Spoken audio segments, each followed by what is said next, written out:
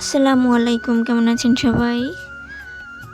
আশা করি যে যেখান থেকে আমার ভিডিওটি দেখছেন সবাই ভালো আছেন। আজকে হচ্ছে কোনো ব্লগ ভিডিও শেয়ার করব না। আর আজকে হচ্ছে আমি ফেসিয়াল করব। তো কীভাবে ফেসিয়ালটা করি সেভাবে হচ্ছে আপনাদের সাথে শেয়ার করব। তো আমরা হচ্ছে সংসার নিয়ে ব্যস্ত থাকি, তো যার কারণে হচ্ছে পার্লারে যাওয়া হয় না, সেরকমভাবে ত্বকের যত্ন নিতে পারি না।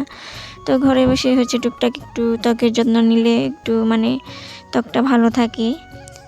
তো যার কারণে আমি সব কিছু একদম কিনে নিয়েছি। তো বাসায় বসে বসে আর কি ফেসিয়ালটা করে ফেলি নিজেই। তো প্রথমে হচ্ছে স্যান্ডেল মাসাজ ক্রিমটা দিয়ে হচ্ছে আমি একটু মাসাজ করে নেব, 10 মিনিট মাসাজ করতে হবে। তো অনেকে হচ্ছে করে, তো আমি হচ্ছে কীভাবে করি সেটাই আপনাদের সাথে শেয়ার করছি। তো আমি হচ্ছে কোনো প্রফেশনাল বিউটি এক্সপার্ট না যে আপনাদের শিখিয়ে দেবো এভাবে করতে হয়। তো আমি যেভাবে আর কি করতেছি সেভাবে আপনাদেরকে দেখাচ্ছি। তো 10 মিনিট মাসাজ করার পর আমি মুখটা একটু ক্লিন করে নিছি।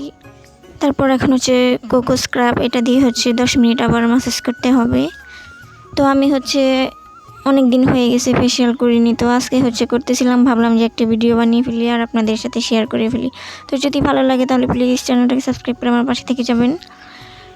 তো এখন হচ্ছে আমি এই তো ক্রিম দিয়ে হচ্ছে ভালো করে মাসাজ করে নিচ্ছি 10 মিনিট। এটা 10 মিনিট করার পর তারপরে হচ্ছে একটা সুতি, আপনারা যেটা নিতে পারেন, কিন্তু সুতি নিলে ভালো হয় আর কি, পানি দিয়ে ভিজিয়ে চিপড়িয়ে তারপরে হচ্ছে মুখটা মুছে নিতে হবে। তো মুছে নিলাম। তো এখন হচ্ছে দিয়ে দেব ম্যাঙ্গো মাসাজ ক্রিম, আর এটা দিয়ে হচ্ছে 10 মিনিট আবার মাসাজ করে নিতে হবে। আগে হচ্ছে যখন কলেজে থাকতাম তখন হচ্ছে এরকম ফেসিয়াল করা হতো প্রতি মাসে। তো বিয়ের পর হচ্ছে সেরকমভাবে এখন পার্লারও যাওয়া হয় না আর ফেসিয়ালটাও করা হয় না।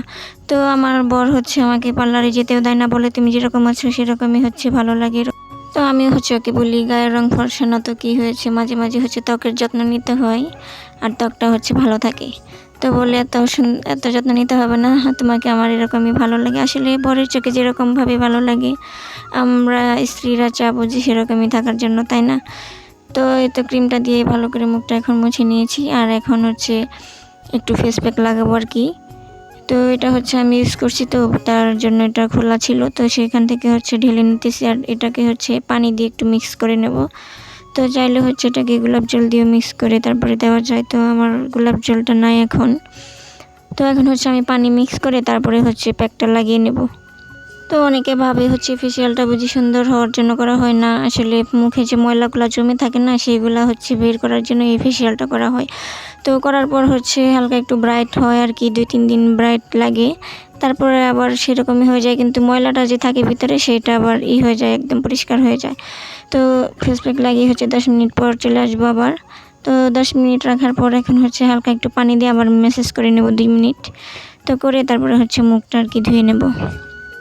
তো একটা টিপস দেব হচ্ছে, যারা ঘরে বসে কম খরচে ফেসিয়াল করতে চান তারা এভাবে আমার মতো ফেসিয়ালের জিনিস কিনে তারপরে হচ্ছে 1 বছর আপনারা ইউজ করতে পারবেন অনায়াসে। তো সবাইকে বলতেছি না, তো যারা হচ্ছে যেতে পারে না পার্লারে তারা এভাবে আর কি ইউজ করতে পারেন, আর আপনার খরচটাও আর কি কমবে। তো আর যারা হচ্ছে যান তারা তো জানি। তো এখন হচ্ছে আমি একটু ক্রিম লাগিয়ে নেব। আমি হচ্ছে মায়ানমারের যে থানাকা ক্রিমটা এটা আর কি লাগাবো এখন।